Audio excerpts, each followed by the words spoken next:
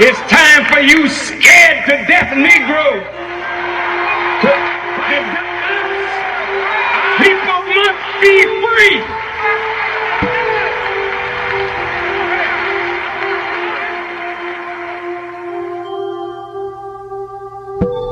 You can't believe how wicked, how low down and rotten. Wait a minute, wait a minute. Wait a minute. You can't believe how wicked these people are to play games with your lives and the lives of your babies. Create a war just to get more money, to charge more interest, and send your babies to die for bullshit. Riding into the black community in a Mercedes-Benz or BMW, living in a fine mansion don't make you free. You just a dressed up nigga on the plantation. This ain't no damn unity party with punks. This ain't no unity party with people who don't want the true liberation of black people. This ain't no unity party with betrayers and snitchers and hypocrites and weak-minded, weak-blooded, spineless black people. This ain't that kind of party. So you take your raggedy ass on home. But those who want liberation, I was not born to bow down. And if you're looking for a scared to death Negro, then you look past me. Culture, style, compassion, excellency, knowledge. This is Understanding with Carlos Cote.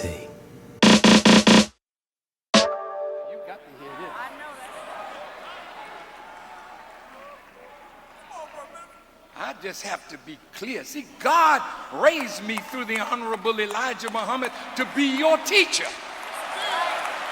And you don't have another one better than the man that's standing in front of you today.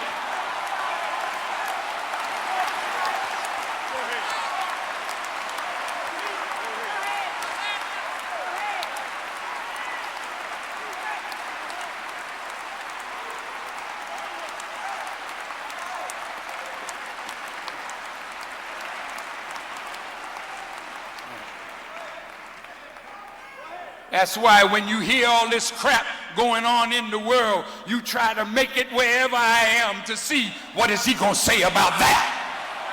Well, why the hell didn't you get it from the newspaper or from the television? Why you come here? Because you know I am the man.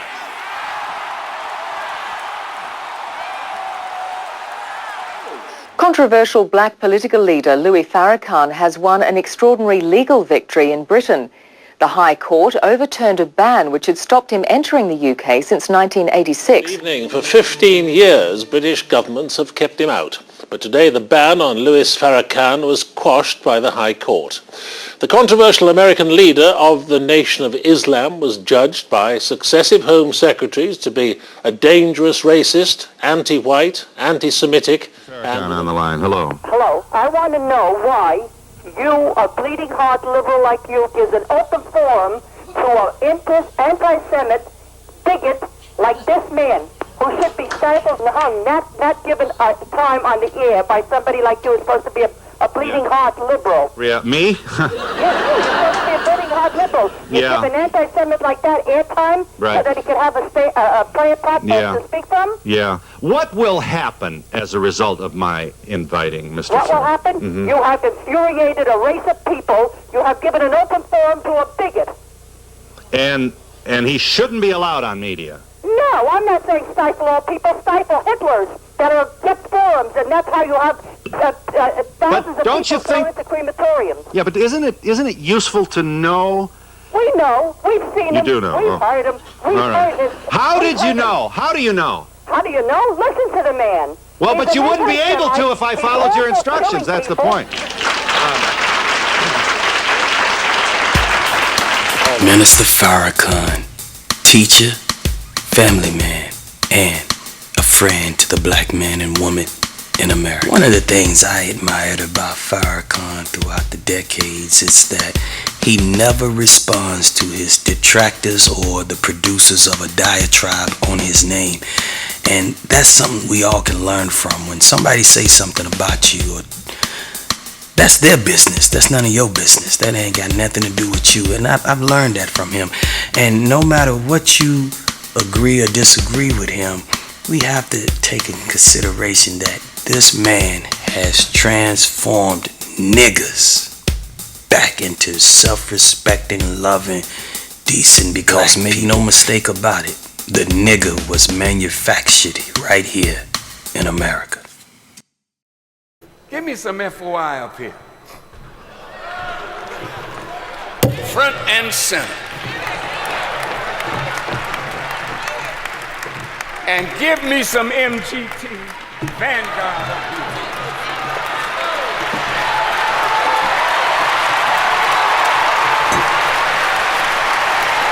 Now look, these are young men. They're not dope dealers. They're not wine bibbers. They're not prostitute chasers.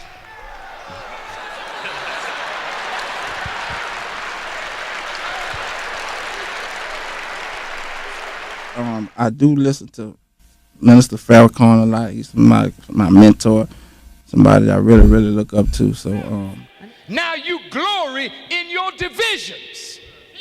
Come on, Greek letters. Some of you are Alpha, some of you Delta, some of you Kappa, some of you Omega, and you're arguing with each other over what fraternity we're going to join. You don't need to join that.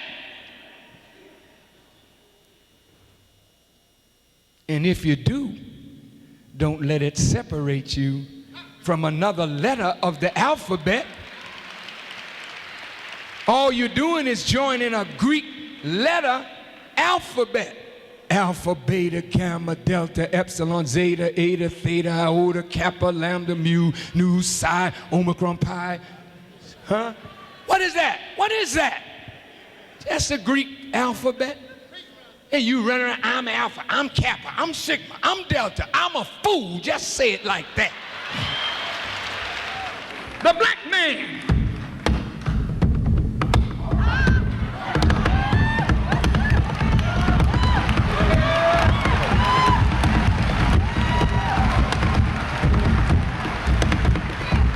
Well, this black man, he got it. All down in his soul. He ain't to learn rhythm, he is rhythm. He's not to learn mathematics, he is that. That's why he walks like a man float. That's why you have an Air Jordan, not because he wears Nike, but he's a black man that masters balance. At this time, I want to take a little moment to just remember the greatness of Sister Ava Muhammad, one of Farrakhan's soldiers, one of his many soldiers that he has produced. And Ava was a very, very sharp sister. Before Nuri Muhammad was talking about relationships, Ava was putting out those books on relationships. One of the jewels that I got from the lessons of Sister Ava Muhammad was she was talking about the story of how she was with her husband one day and they was out somewhere, and how the person came and addressed her and didn't acknowledge her husband, and how she checked that. It's really a lack of deference towards the man, particularly the black man, when they do stuff like that. And when I heard her say that, it's like, wow. She is a strong, sharp sister, man. And we need more sisters like that, because in those situations, it's really not for the man to say anything. It's for that woman to check that individual and say, you need to acknowledge my man. You need to acknowledge my husband. You have to give a man something to honor, and then he will rise to the occasion. Now, when Susan Smith threw her babies in the lake and watched them drown, then came and drew a picture of a black man. That's a psychopath right there. burn an electric chair. She should. Yes, she should. Why isn't that in the news? What happened to that? They actually, on Chicago, I couldn't believe it, I nearly drove off the road in a rage. But that would make them happy, so I didn't do it.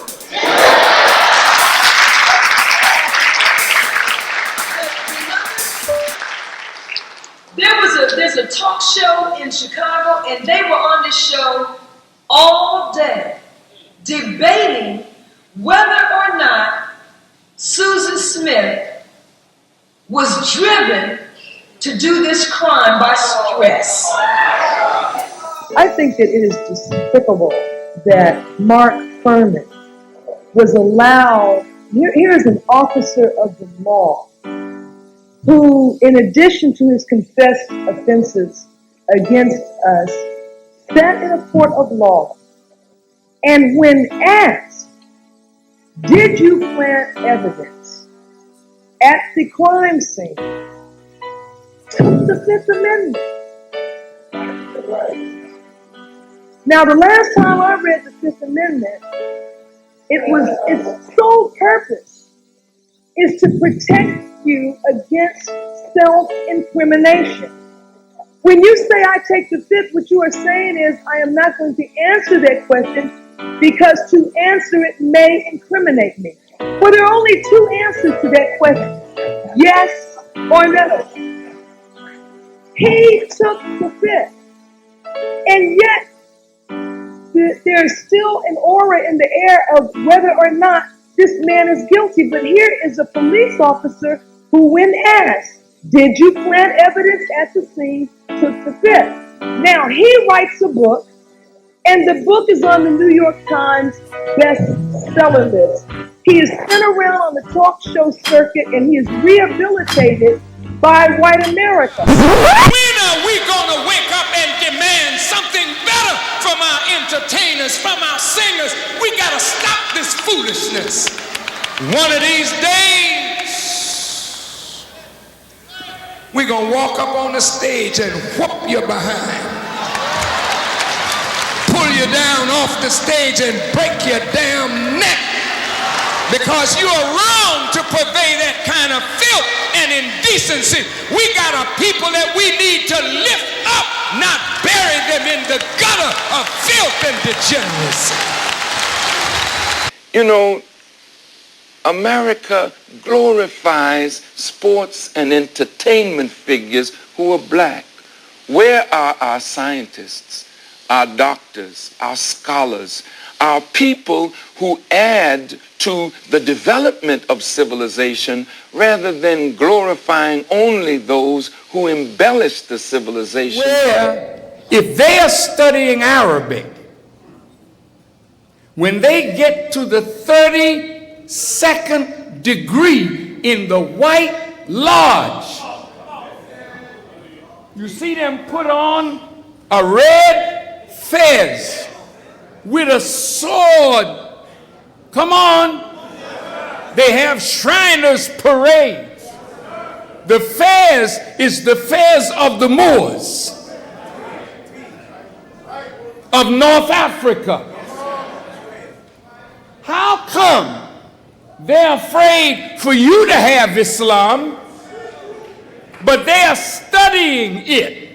And when they get to the 32nd degree, they say, Ashhadu an la ilaha illallah wa ashhadu anna Muhammadan Rasulullah. I bear witness there is no God but Allah, and I bear witness that Muhammad is his messenger. This is what them white folks say. Even though the nun's dress is a little shorter than it used to be, she got her head covered. And Father Flager, if any man raped one of the sisters, I don't know what a good Catholic man would do. He wouldn't allow him to get to the court where there's a Catholic that's going to try him. And a good Catholic policeman wouldn't allow him to get to the jail. They find some excuse. to kill somebody that raped a nun. Well, damn it. When you see these sisters of ours with their heads covered and their bodies covered, God damn it, if you put your hand on them or insult them, we'll find your raggedy ass wherever you are and we will kill you. That the Quran is the word of Allah. You already know it in secret. You read this book in your secret societies, among your Shriners. You know this book. There's no judge who does not know that the Quran is the supreme law. You don't rape and insult a Muslim woman, and we take that. We'll hunt your behind down in the jail, in the courtroom, and take your damn head off. You will not rape a Muslim woman and live. We will kill you.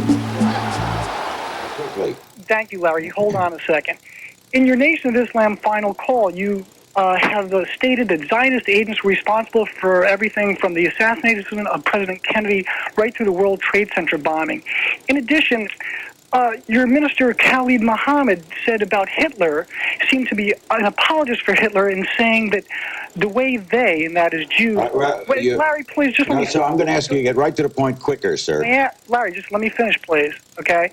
The way they do everywhere they go, they supplanted, they usurped. They turned around Germany. That's very, very hurtful. We'll have him answer both points, sir, but I just to set the record straight, you are a Zionist? How can we move forward? Paula, are you a Zionist? Excuse me? Zionism is a political movement, isn't it? Larry, I could go on for a half an hour. I don't want a half hour. You quoted Zionism. I'm just asking you. I just want to clarify. Are you a Zionist? I'm first and foremost a human being who's a Jew. Okay, well, are you? Okay, never mind. One of the things I admired about the minister is how you keep your composure, how you show discipline, mastery of self when you're in the face of opposition. We'll let it stand. Hendersonville, Tennessee. Good morning to you. You're on the air. I appreciate it, Susan. I appreciate Minister Farrakhan taking my call. My name is Bill Powell from Hendersonville, Tennessee. Yes, sir. Mr. Farrakhan, I'm so disappointed that you use your great stature among the black people to divide the races, to poison the relationship between whites and blacks, and to do everything you can to place enmity between us instead of uniting us. Now, you said, and it's been widely reported, and I heard the tape exactly, that you said that white people, and George Bush particularly, you blew up the levees in New Orleans to kill and displace black people. And, sir, this kind of rhetoric, just with no proof or no evidence, you know, and you get away with it, and you get to come on C-SPAN and places like that, whereas a person like David Duke or one of your counterparts that's white would never get this kind of treatment and say these kind of things that you know in your heart are totally fallacious and untrue.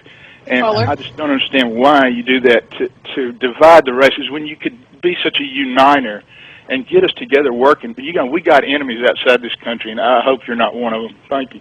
Okay, thank you. Thank you. Thank you for your question. First, let me say this, that we visited New Orleans, Dallas, Texas, members of the executive committee of the Millions More movement, to talk to Mayor Nagin. And at that time, Mayor Nagin said that there was a 25-foot crater under the levee. In the Wall Street Journal, there was a mystery that was raised about whether a barge broke the levee. And then on the Hal Turner show, which some of those researchers sent to me, the comments that were made on his show, it was that some member of the Army Corps of Engineers went in under the water and saw burn marks on concrete. And he took that concrete, according to this article, and sent it to a friend in the Army Forensic Laboratories.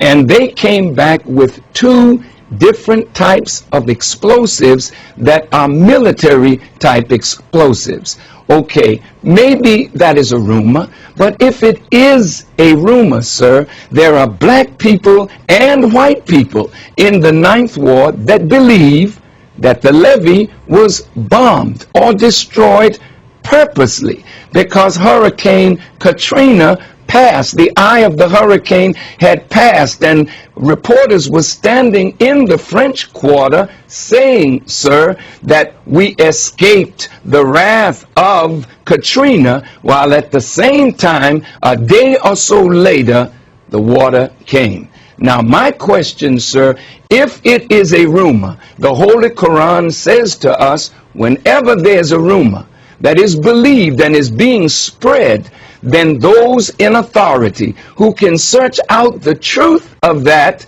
should go to work and either dispel the rumor as fiction or prove it to be fact. And sir, if you would go and get a book by Mr. John Barry, not a black man, John Barry, he wrote a book called The Rising Tide.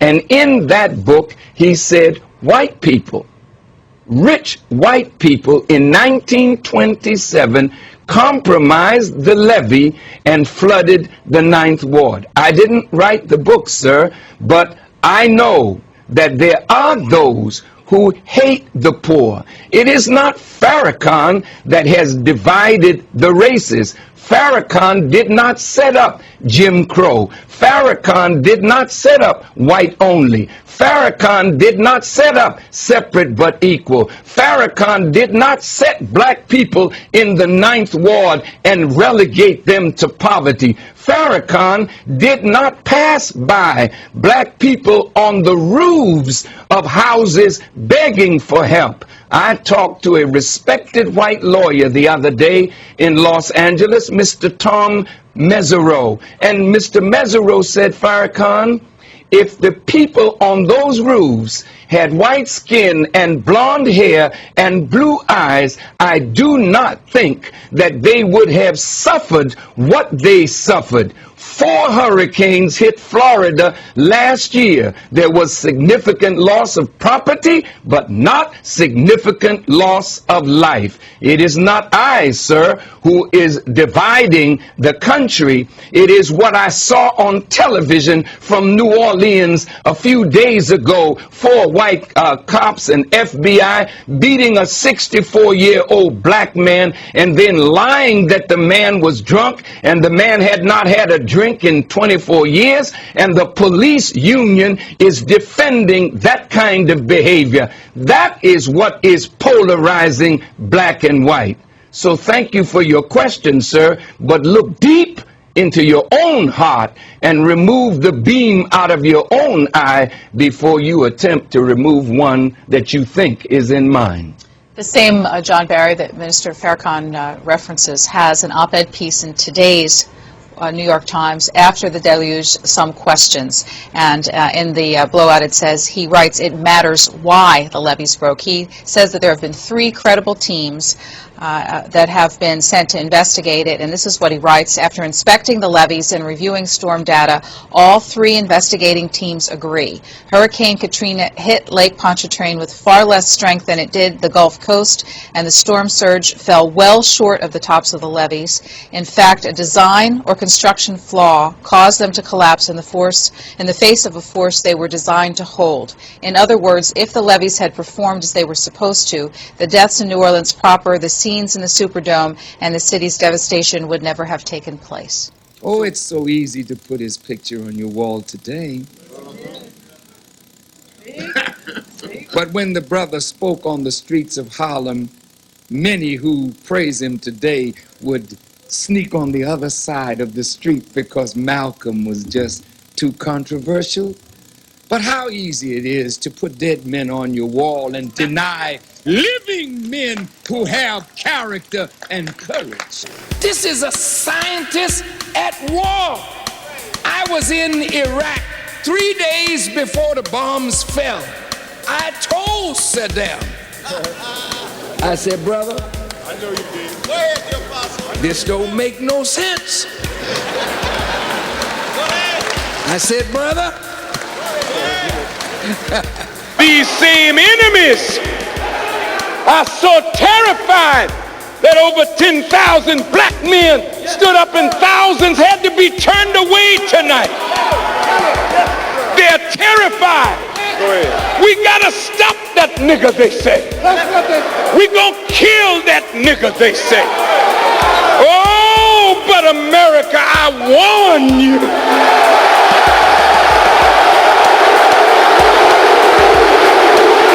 You are drawing thousands and thousands of people in your public appearances. I hate to use the term leader, but there has never been a leader, historically or now, black or white, that could go to any city in America over and over, and thousands upon thousands of people would come out to see them, other than Minister Farrakhan. I mean, we had Booker T. Washington, we had Marcus Mosiah Garvey, we had Father Divine, who had a large segment of white people calling him God. I mean, we had some big influential leaders, but none the man who could come out, and the people who come out by droves just to come see him. None. And I'm open for correction. Serving Farrakhan up on the plate before Congress. Call me. I call your bluff. Bring me before the Congress.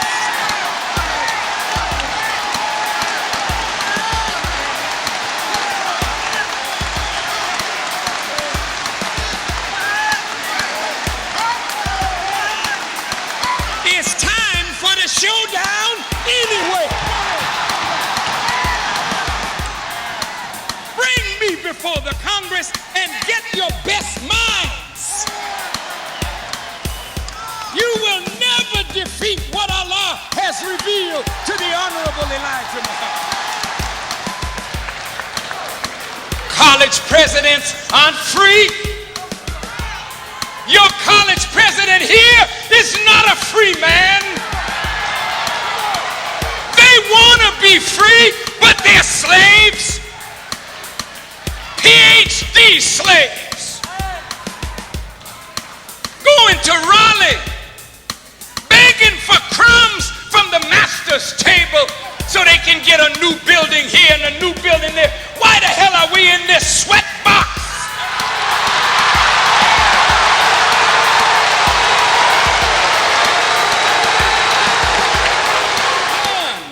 Listen to me carefully. None of our schools are training black children to be independent thinkers and builders of a world for ourselves and others. You are trained to come out of here and beg your former slave master for a job. And there are no jobs, so you might as well get ready to build. Dr. Malvo, right quick. Hold up, Tom, hold up.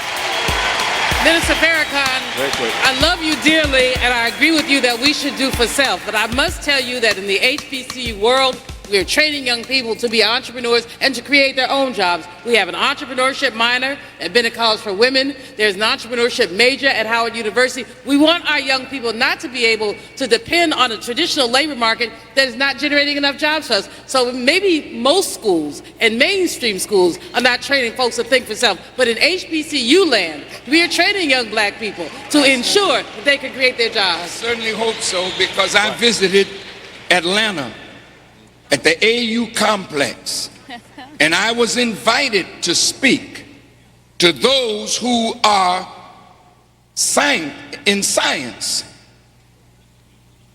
And the very course that they invited me to address, that was the last year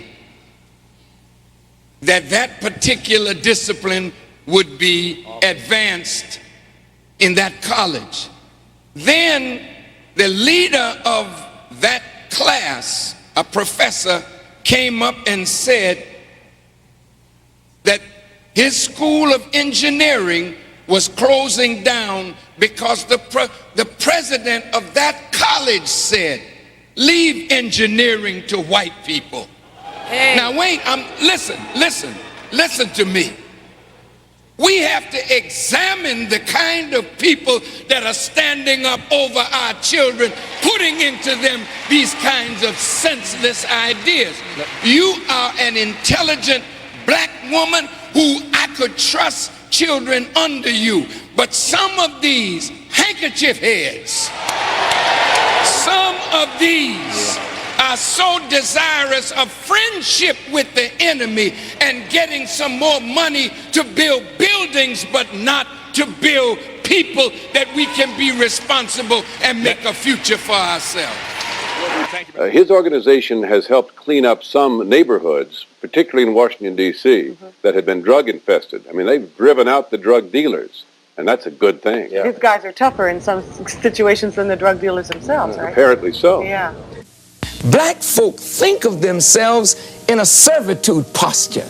Black folk think of the color of their skin as a curse. They think of the texture of their hair as something terrible, the thickness of our lips or the shape of our noses. This is not because we desire to think this way, but we live in America where white standards of beauty have been imposed upon us. Now how do you break this? By telling the truth. The truth is, black people have a beauty that is ours. It is uniquely ours. You have your beauty as white people. As you learn to appreciate yourself and we learn to appreciate ourselves, then maybe we can appreciate one another. But truth has to be told. The truth is, according to your own scholars, your own scientists, Mendel said, black skin is dominant, white skin is recessive. Dark eyes are dominant, light eyes are recessive. Mendel said you can get the recessive from the dominant, but you can't get the dominant from the recessive. That's Mendel. Dr. Leakey was looking for the origin of human beings. He went to Europe, but he didn't stay there long. He kept right on moving, and he found the origin of man in Africa. Now some of your scholars of genetics have taken the DNA and have traced the origin of human beings back to the black woman.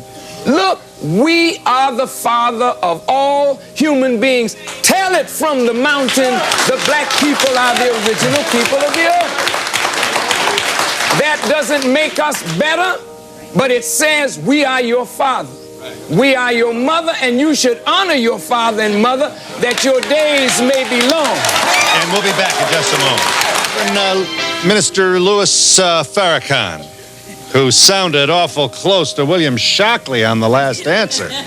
But William Shockley was telling a falsehood while we are telling a manifest truth. And this truth, white people know, you scholars know it, but you've hidden it from black people and hidden it from your own people. So if you know that you come from us, then maybe you would respect your root a little better. Yeah. And if we knew that you came from us, maybe we would respect ourselves a lot better. So it works for both of us. It's good to know the truth. The truth will make you free. I'd just like to say that I have nothing against you or any of your brothers, or should I say puppets, that react this way. But now, if you're talking about 1 in every 4 black men are in jail and everything, I mean, I think we should help ourselves, you know? I mean, if you want, we pull together and get out of this thing, out of, you know, how you think of blacks and how you think of whites. But, you know, God said all men are created equal, so why don't we feel that way? Yeah. Why was it necessary to kind of insult the way they act when we talk? When white people talk, they always act down the way white people talk. Are you have a reserve religion in your own? I'm Catholic. You're Catholic. Would you call all the people who stand up at St. Patrick's Cathedral puppets of Cardinal O'Connor? No. Why not? Why not? He wants to know. Why not? I'm not. It's why not. Just ask the question. Why not? See, they see that as a double standard. Yeah. In other words, when a black person supports a black person, no, but the way they're talking down to us. Well, what did they say? What was said that bothered you the most? Let's talk about it. No, the way they look at us. It's the way they look at you. So it's not something. I have many white followers, you know that? Did you know that?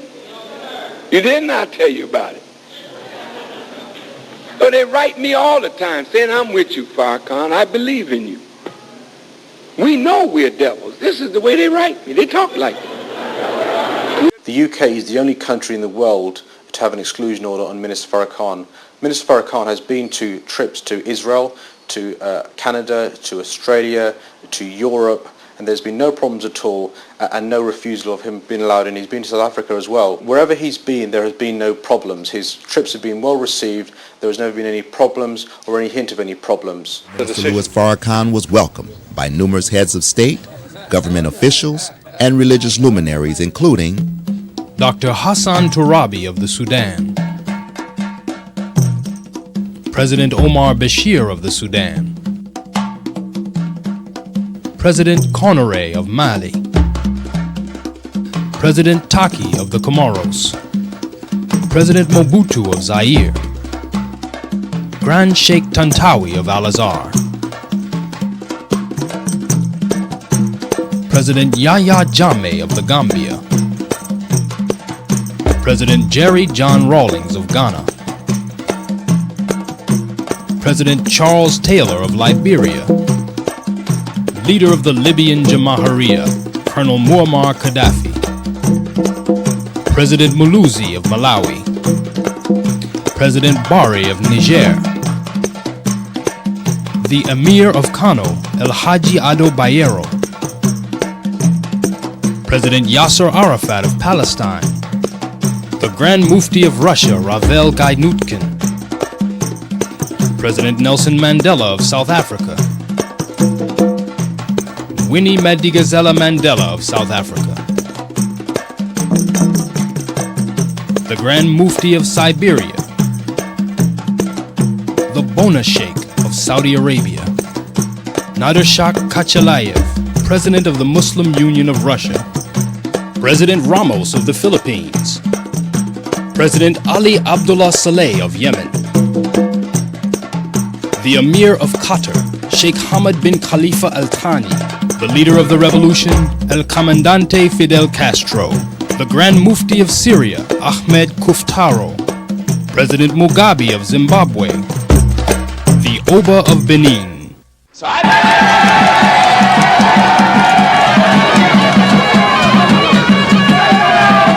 None of you can deny that what I'm saying is the truth. You know it's the truth. But either you won't write it, or you're too cowardly to speak it because you want some favor here or favor there. So because you can't talk, you are muzzled. I'm not. I'm a free black man. And I didn't come here looking for a handout.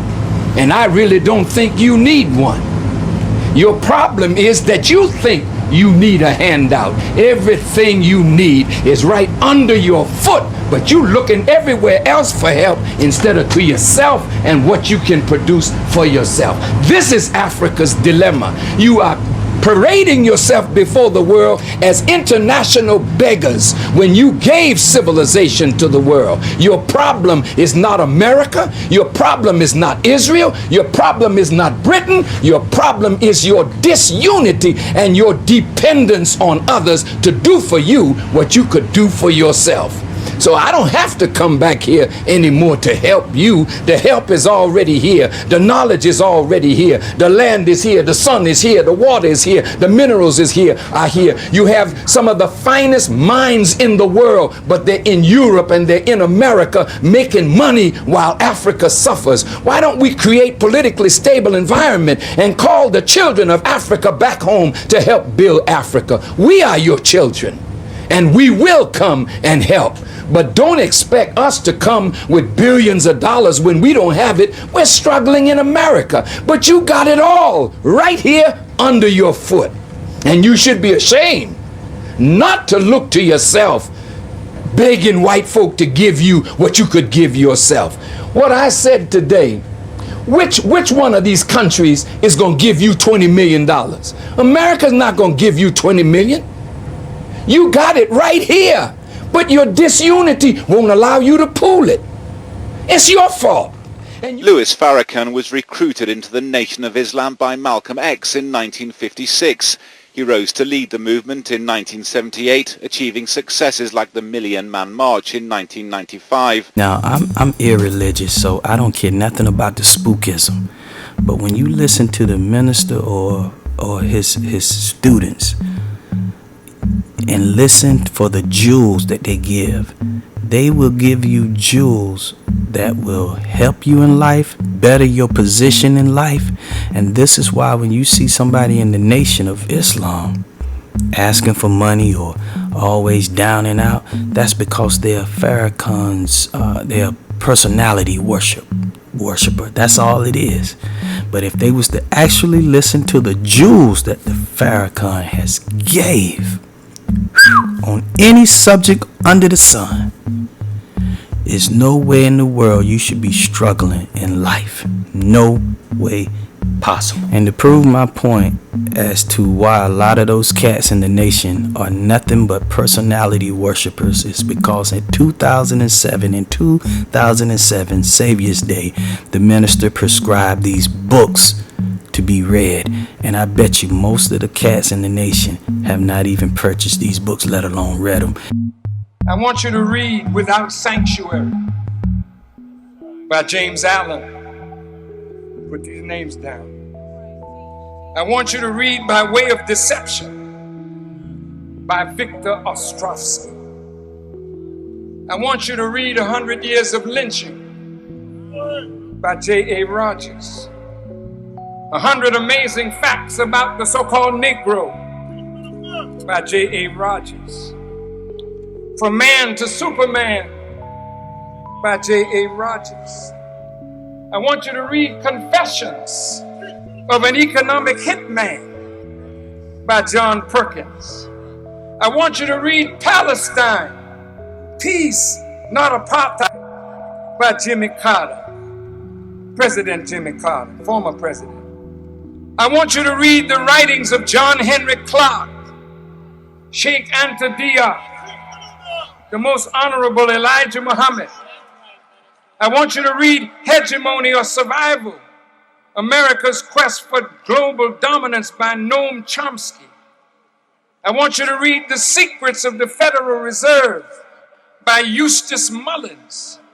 I want you to read The Secret Relationship Between Blacks and Jews, the Historical Research Department.